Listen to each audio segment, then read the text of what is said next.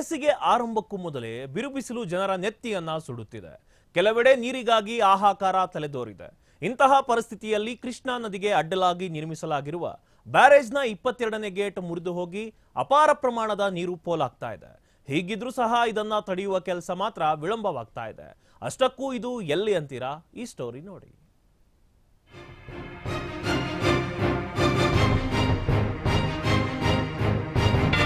ಬಾಗಲಕೋಟೆ ಜಿಲ್ಲೆಯ ಕೃಷ್ಣಾ ನದಿಗೆ ಅಡ್ಡಲಾಗಿ ನಿರ್ಮಿಸಲಾಗಿರುವ ಹಿಪ್ಪರಗಿ ಬ್ಯಾರೇಜ್ ನಿರ್ಮಾಣವಾಗಿ 25 ವರ್ಷಗಳೇ ಕಳೆದಿವೆ. ಹಿಂದೊಮ್ಮೆ ಕ್ರಸ್ಟ್ ಗೇಟ್ ಮುರಿದು ಹೋದಾಗಲೂ ಅಪಾರ ಪ್ರಮಾಣದ ನೀರು ನದಿ ಪಾಲಾಗಿತ್ತು.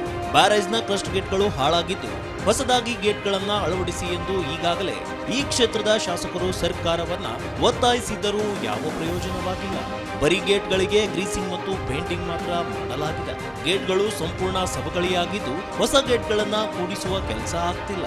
ಬ್ಯಾರೇಜ್ಗಳ ಅಸಮರ್ಪಕ ನಿರ್ವಹಣೆ ಪರಿಣಾಮವೇ ಗೇಟ್ ಮುರಿದು ಅಪಾರ ಪ್ರಮಾಣದ ನೀರು ನದಿ ಪಾಲಾಗುತ್ತಿದೆ. ಇಷ್ಟಾದ್ರೂ ಸರ್ಕಾರ ಮಾತ್ರ ಎಚ್ಚೆತ್ತುಕೊಳ್ಳದೆ ಜಾಣ ಕುರುಡುತನ ಪ್ರದರ್ಶಿಸುತ್ತಿದೆ. ಪ್ರಸಕ್ತವಾಗಿ ನಮ್ಮ ಜಮಖಂಡಿ ನಗರಕ್ಕೆ ಕುಡಿಯುವ ನೀರಿಂದು ಬೇಸಿಗೆ ಕಾಲ ಬರ್ತಾ ಇರೋದ್ರಿಂದ ಸಾರ್ವಜನಿಕರಿಗೆ ಕೂಡ ನಾವು ಹೇಳ್ತಾ ಇದ್ದೀವಿ, ಅನಗತ್ಯವಾಗಿ ನೀರು ಪೋಲ್ ಮಾಡಬೇಡಿ ಅಂತಂದು.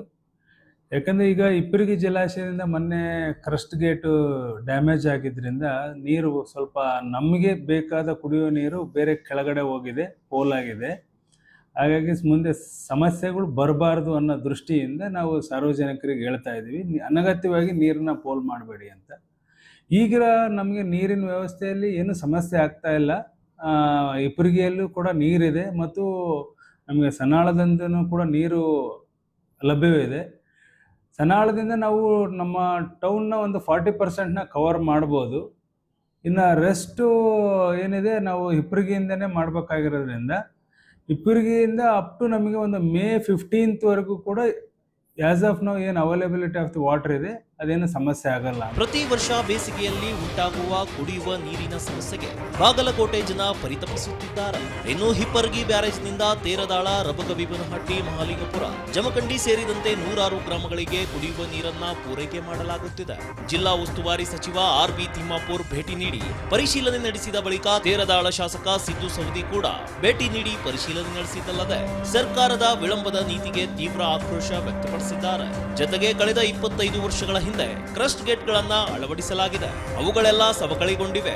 ಒಂದು ಗೇಟ್ ಮುಚ್ಚಿದರೆ ಇನ್ನೊಂದು ಗೇಟ್ ಹಾಳಾಗುವ ಸಾಧ್ಯತೆಗಳಿವೆ. 524.87 ಮೀಟರ್ ನೀರಿನ ಮಟ್ಟದ ಹಿಪ್ಪರಗಿ ಬ್ಯಾರೇಜ್ನಲ್ಲಿ ಸದ್ಯ ನೀರಿನ ಮಟ್ಟ 523.10 ಮೀಟರ್ ಇದೆ. ಬೇಸಿಗೆಯಲ್ಲಿ ಬಾಗಲಕೋಟೆ ಜನರು ನೀರಿನ ಬವಣೆ ಅನುಭವಿಸುವ ಮೊದಲೇ ಸರ್ಕಾರ ಎಚ್ಚೆತ್ತುಕೊಂಡು ಆದಷ್ಟು ಬೇಗ ಕ್ರಸ್ಟ್ ಗೇಟ್ ಸರಿಪಡಿಸುತ್ತಾ ಎಂದು ಕಾದು ನೋಡಬೇಕಿದೆ. Shridhar Chandragi, R Max News, Bagalkot.